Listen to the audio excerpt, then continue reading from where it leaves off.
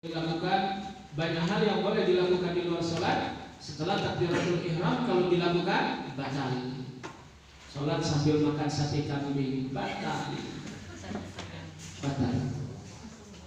Sholat sambil minum es krim, makan es krim batal. Karena itu dia dinamakan takbiratul ihram. Takbiratul ihram ustaz-ustazah sekalian membaca Allahu Akbar.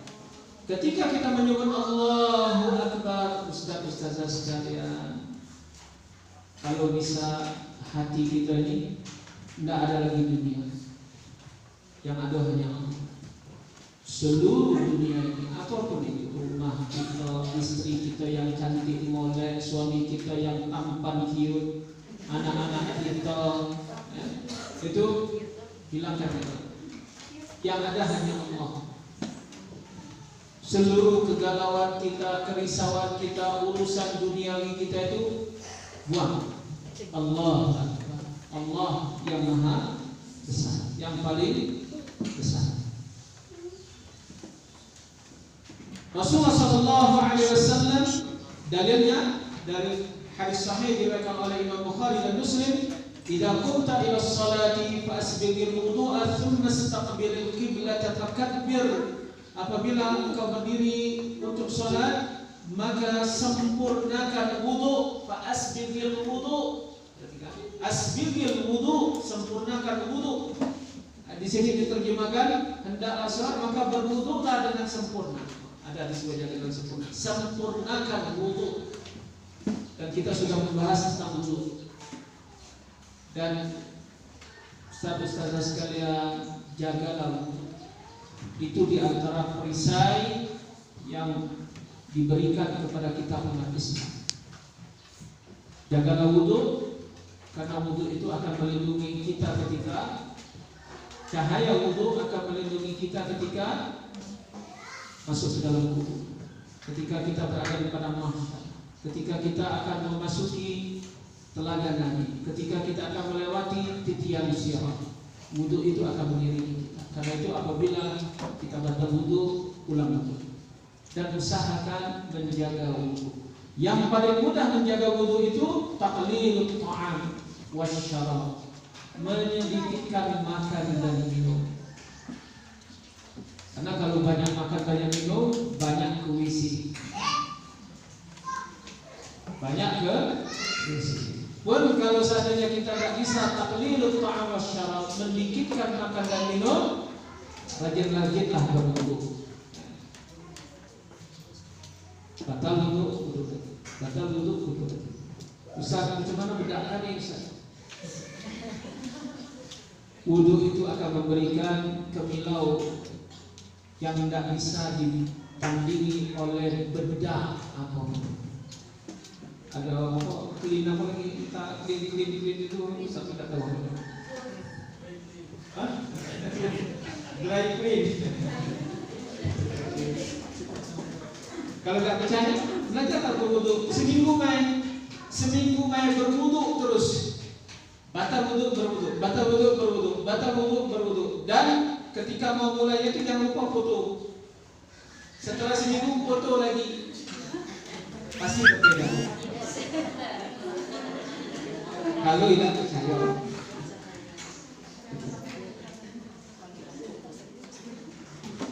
Baik, kita lanjutkan.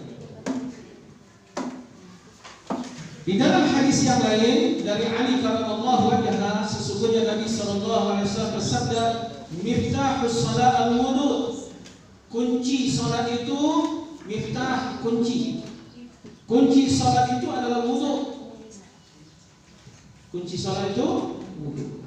Gagal wudunya, tidak bisa dia masuk ke dalam salat walaupun dia salat. Karena itu Nabi melihat ada orang sholat tumitnya berwudu, tumitnya tidak kenal.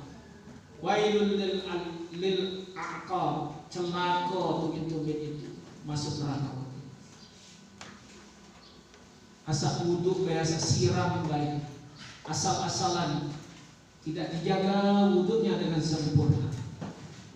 Kunci sholat itu wudu, tahrimnya takbir. pengharamannya takbir.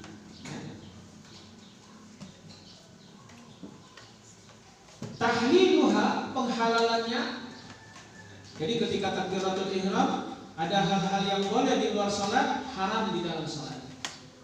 Nah, yang haram-haram itu ditahlil lagi, dihalalkan lagi. Bagaimana menghalalkannya? Dengan salam. Assalamualaikum warahmatullahi wabarakatuh. Assalamualaikum warahmatullahi wabarakatuh. Maka yang tadinya dilarang sudah boleh lagi. Ini hadis sahih diriwayatkan oleh Abu Daud dan At-Tirmidzi. Kemudian rukun berikutnya adalah membaca Al-Fatihah. Langsung ke hadisnya.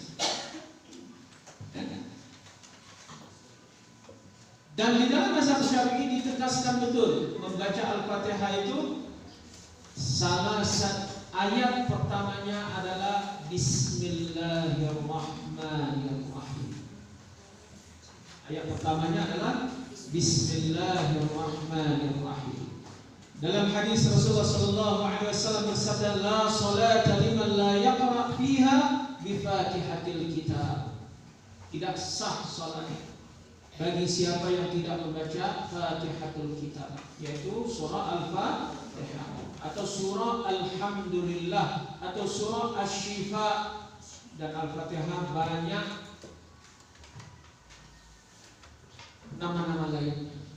Saking kalau kita mau tahu kedahsyatan satu surah itu, lihat namanya. Semakin banyak namanya, semakin mulia surah itu. Al-Fatihah ini surah yang paling banyak namanya. Baru-baru ini ada orang Salafi Wahabi mengundang Ustaz dari Arab Saudi. Ketika mau dimulai oleh panitianya dibacakan Al-Fatihah, membuka acara itu dengan Al-Fatihah. Heboh di jagat maya. Karena Syekh itu bilang membaca Al-Fatihah sebelum acara bid'ah. Kalimatnya itu yang bid'ah. Tuduhan Syekh itu yang bid'ah. Karena membaca Al-Quran diperintahkan di dalam Al-Quran. A'udzubillahi minasyaitonirrajim. Bismillahirrahmanirrahim. Warattilil Qur'ana tartila. Dan bacalah Al-Quran itu dengan tartil. Itu perintah membaca Al-Quran dimanapun, kapanpun, kecuali di waktu-waktu yang dilarang, di tempat-tempat yang dilarang. Sekarang kita baca Al-Fatihah boleh? Siapa bilang tidak boleh? Diperintahkan. Keutamaan membaca Al-Quran, satu ayatnya sama dengan melakukan 10. Bisa kita baca sambil duduk, bisa kita baca sambil berdiri, bisa waktu kita lagi di atas bis kita baca Al-Quran, bisa. Tidak ada satupun makhluk di muka bumi ini bilang itu bid'ah, kecuali orang Salafi Wahabi. Lagi duduk-duduk kita baca Al-Fatihah, berpahala. Tiba-tiba kita bikin majelis besar, kita awali dengan membaca Al-Fatihah, bid'ah. Tidak pernah ada yang bilang begitu. Bahkan itu sunnah. Karena kita melakukan amal yang baik, diawali dengan yang baik yang diperintahkan di dalam agama kita, yaitu membaca Al-Quran. Bahkan yang dibaca itu adalah surah yang paling mulia, yaitu Al-Fatihah. Orang Salafi bilang, Syekh Salafi bilang bid'ah. Kalimat dia menuduh itu bid'ah, itu ya bid'ah. Tidak pernah ada ulama-ulama Ahlus Sunnah wal Jamaah selain Salafi Wahabi tidak pernah mengatakan itu bid'ah. Bahkan itu sunnah, karena termasuk di dalam dalil umum. Dalil umum yang memerintahkan kita untuk membaca Al-Quran dimanapun, kapanpun, kecuali di tempat-tempat yang dilarang, saat-saat yang dilarang, itu adalah sunnah. Dan perintah umum itu tidak bisa dibatalkan kecuali dengan dalil. Seluruh perintah umum tidak bisa dilarang, tidak bisa dibatalkan kecuali ada dalil yang membatalkannya atau ada dalil yang mengkhususkannya. Dan tidak ada dalil. Jadi Syekh itu bicara tanpa dalil. Itu yang benar.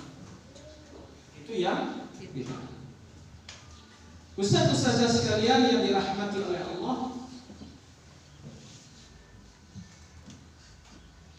dalil berikutnya adalah firman Allah Subhanahu wa taala, "Wa idza quri'a al-Qur'an fastami'u lahu wa ansitu la'allakum turhamun." Apabila dibacakan Al-Qur'an maka dengarlah dan diam, mudah-mudahan kalian dirahmati. Kalau seandainya kita jadi makmum, imam lagi membaca Al-Fatihah, maka kita diam. Setelah imam membaca Al-Fatihah, dianjurkan imam itu berhenti sejenak. Di sini rasanya tidak disebutkan dalilnya. Rasanya tidak disebutkan dalilnya. Padahal di dalam kitab Al-Majmu' disebutkan dalilnya. Dianjurkan imam itu sakta itu diam. Ketika imam diam setelah membaca Al-Fatihah, barulah makmum membacanya. Kalaulah seandainya kita bertemu dengan imam setelah membaca Al-Fatihah dia langsung membaca surah, ustaz-ustazah sekalian, ketika itu kita membaca Al-Fatihah. Imam baca surah, kita membaca Al-Fatihah. Setelah selesai kita membaca Al-Fatihah, baru kita dengarkan bacaan imam.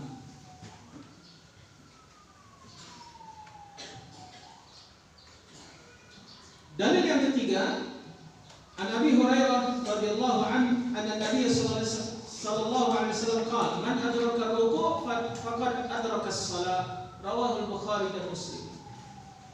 Abu Hurairah radhiyallahu anhu menyatakan sesungguhnya Nabi sallallahu alaihi wasallam bersabda, barang siapa yang mendapati ruku' maka dia mendapati salat. Jadi ada perbedaan pendapat ulama, bagaimana kalau seandainya seorang masbuk dia bertemu dengan imam lagi ruku' dan dia sempat ruku' dengan sempurna bersama imam. Pendapat yang kuat dia dapat 1 rakaat. Pendapat yang kuat dia mendapat 1 rakaat. Dan ini di dalam kitab Al-Majmu' pembahasannya sepanjang-panjang tidak. Jadi cuma dibahas sedikit lah. Adapun tidak tahu kalau dibahas panjang-panjang tidak seperti dalam kitab Al-Majmu'. Yang ini sampai sore petahana tidak. Mudah-mudahan Allah berikan kekuatan. Ustaz-ustazah sekalian yang dirahmati oleh Allah, pendapat yang paling kuat itu apabila seseorang itu bertemu dengan imam lagi ruku' dan dia dapat ruku' bersama imam dengan sempurna.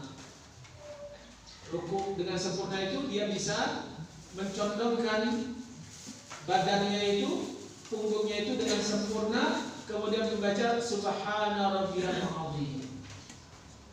Kalau tidak sempat baca, tidak sempurna, maka dihitung dia telah mendapat 1 rakaat, walaupun tidak sempat membaca Al-Fatihah. Walaupun tidak sempat membaca Al-Fatihah.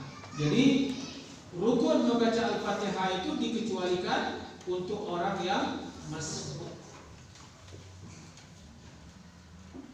Dalil yang keempat, ini kita baca, setiap dalil kita baca. Karena terlalu banyak orang yang berteriak pada hari ini, mana dalil, mana dalil, mana dalil. Dan yang disebutkan di dalam kitab ini bukan seluruh dalil, hanya sebagian dalil. Jadi semangat membaca. Dan ini kita membaca sabda Nabi kita Muhammad SAW. Imam Ibnu Khuzaimah mengatakan, faqad bana wa thabata anna Nabi sallallahu alaihi wasallam kana yajharu bi bismillahirrahmanirrahim fi shalah. Telah jelas dan telah tetap sesungguhnya Nabi sallallahu alaihi wasallam menjaharkan Bismillahirrahmanirrahim di dalam salat. Hadis ini diriwayatkan oleh Imam Ibnu Khuzaimah, juga diriwayatkan oleh Imam Ibnu Hibban di dalam kitab sahihnya, juga diriwayatkan oleh Imam Daruqutni dan Imam Daruqutni, ulama hadis besar, mengatakan hadisnya sahih.